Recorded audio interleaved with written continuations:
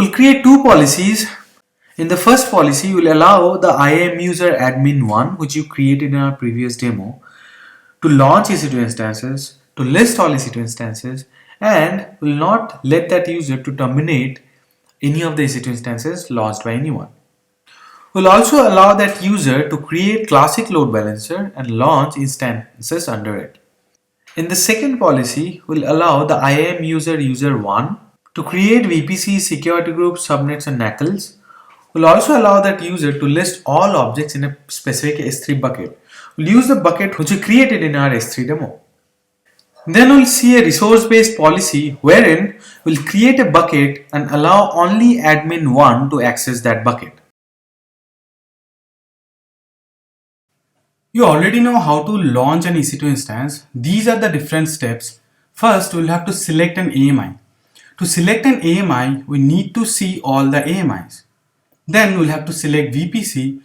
For that, we need to see what VPCs are available in the root account. To select a security group, we need to see all the available security groups. And then same is the case with key pair, and finally launch the EC2 instance. So if you see here, there are multiple actions associated while launching an EC2 instance. List AMI, list VPC, list security group, list key pair, and then launch the EC2 instance. This is the IAM action reference page which I was talking about. Let's go to EC2 actions. These are the different EC2 actions possible. To list any resource, the action starts with describe. We have describe instances, describe security groups, describe subnets, etc. So there are a lot of describe actions which you have to add in the IAM policy. And finally, to launch an EC2 instance, the action is EC2 run instances.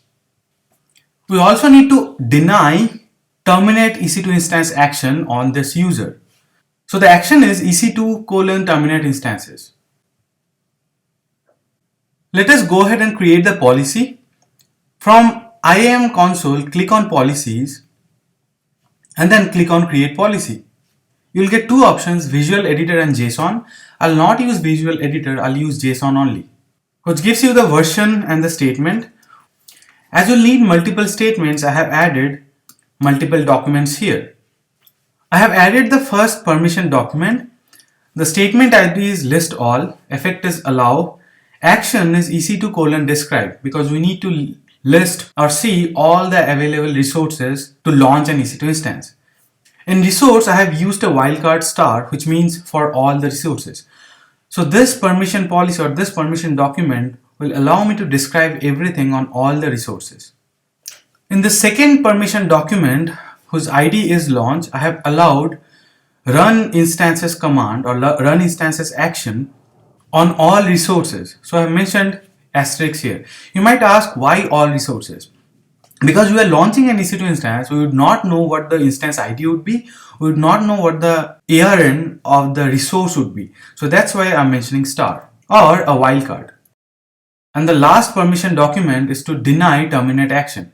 In the effect, I have mentioned deny, and the action is terminate instances and resources all. The user whom this policy is attached to cannot terminate any of the EC2 instances. Click on review policy. Remember one thing, review policy will only show you the syntactical errors. It will not tell you anything if you have errors on the actions or the effects or the resources. I have given it a name, AWS Foundation Launch EC2, and with a proper description, click on create policy. It is saying AWS Foundation Launch EC2 has been created. How do you see the policy? Click on this filter in policy type, then click on customer managed. As you can see, the policy has been created. Now we can attach this policy to the user admin 1. Select the policy, click on policy actions and then click on attach. Click on attached entities and then click on attach and give the username. In our case, the username should be admin 1.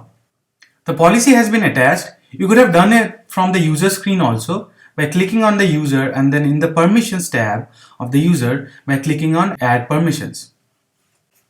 I'm logging in as admin 1 user. Click on EC2. This time it is not giving me any error as such. Click on launch instance and follow the process as you have been using so far.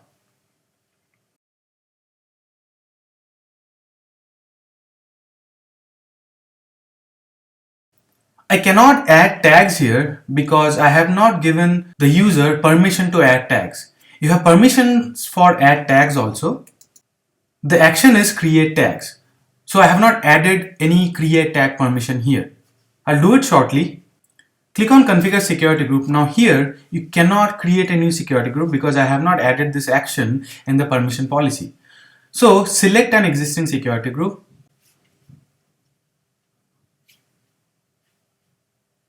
It is saying the instances are being launched and the instance ID is 5A5C. I can see this instance is being launched in our VPC, which we created in our VPC demo. So in the first demo, this admin1 user could not do anything, but now as I have attached IAM policy permission to this user, it could launch an EC2 instance. Let's see if I can terminate this EC2 instance. As per the policy, I should not be able to do so.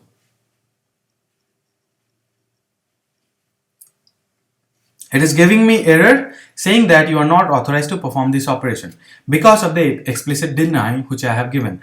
Remember one thing, if I had not mentioned explicit deny, the result would have been same. But if I had allowed terminate instances action in my permission policy, this user could terminate. So I have explicitly denied this user terminate instance permission. Now I'll do one thing, I'll show you one more demo wherein I'll create an EBS volume and I'll try to attach that EBS volume to this EC2 instance. Before that, let me add a permission to create tags.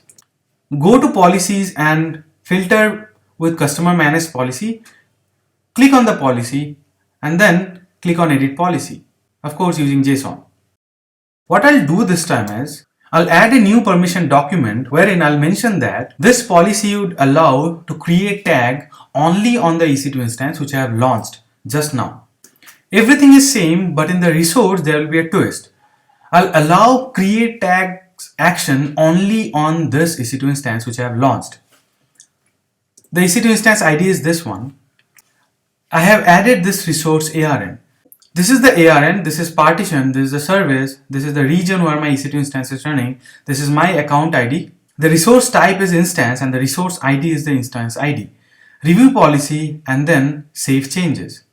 Now as this policy is attached to admin1 user, it should be able to add tag to the EC2 instances which you have just launched. If you see now, I could add tag. I'll do the same using the tag tab also. I'll add a new tag, click on save. As you can see, I was able to add tags.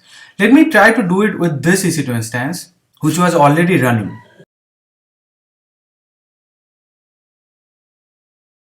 If I click on save, it's giving me error that I'm not authorized to perform this operation.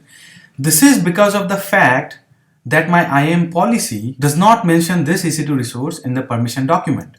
So the permission document only mentions the resource which I have launched.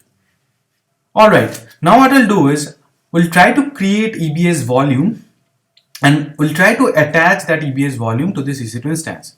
If I click on create volume, I should not be able to do so because my IAM policy is not allowing this admin1 user to create volumes. If you see, it is giving me error saying that I'm not authorized to perform this operation. Let's go ahead and change our IAM policy so that I can create EBS volumes and attach those EBS volumes to the EC2 instance. The action to create an EBS volume is create volume. So I have mentioned that here and I'm allowing it. Click on review policy and then save changes.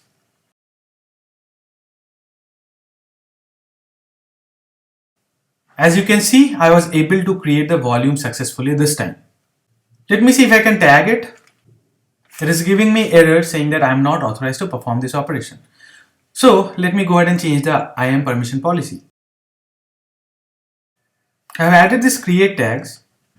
This time I was able to add this tag. Let me go ahead and try to attach this volume to the EC2 instance. I should not be able to do so because my permission policy does not have that action allowed. As usual, I'm getting the same error that I'm not authorized. Let me go ahead and change the permission policy. When you attach an EBS volume to an EC2 instance, first the attach volume permission should be given here. That means you're allowing this EBS volume to be attached to an EC2 instance. And the other way around should also be true. That means you should have permission to attach volume to this EC2 instance. The action to attach volume is attach volume. So to attach volume, I had to write two permissions. First, allow volume attachment from EC2 instance. The action is EC2 attach volume and the resource is the EC2 instance itself. And the second one is allow volume attachment from EBS. Same action with resource being the EBS volume ARN.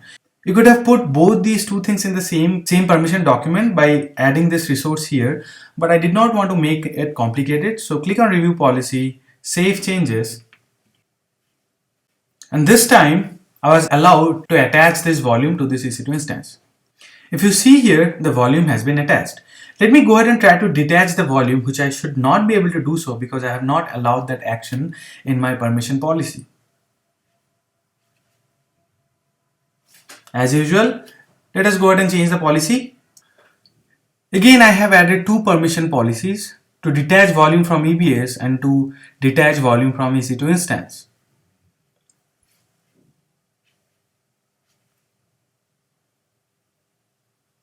This time around, I was able to detach this volume from the EC2 instance. So this is how IAM policies work. You have to make sure to meticulously put all the permissions which you need in your permission document.